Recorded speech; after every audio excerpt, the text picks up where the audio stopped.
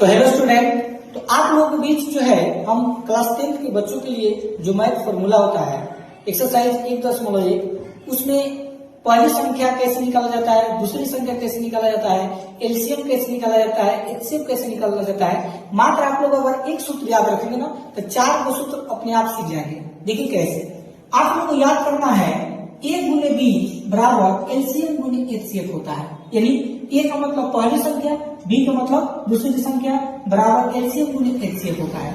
अगर मान लीजिए पहला अगर पूछा जाए, अगर आपको ए का मान निकालना हो यानी पहली संख्या आपको निकालना है, क्या करना है, एलसीएम है तो लिख देंगे एलसीएम गुने एचसीएफ है तो लिख देंगे एचसीएफ। ठीक है। अब भाग, अब देखो बी गुना में हो जाएगा तो कभी कर देगा भाग में तो आपका बी हो जाएगा। यानी ए निकालने का फॉर्मूला बन गया एलसीएम गुने एचसीएफ और बटा में बी बन गया। अगर मान लीजिए अगर बी का मान निकालना हो तो इसका फॉर्मूला कैसा होगा, तो उसी तरह एलसीएम गुने एचसीएफ, ठीक है, अब बटा में क्या आ जाएगा आपका ए आ जाएगा। ठीक है।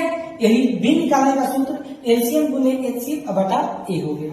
तीसरा सूत्र, अगर मान लीजिए अगर आपको एलसीएम निकालना हो,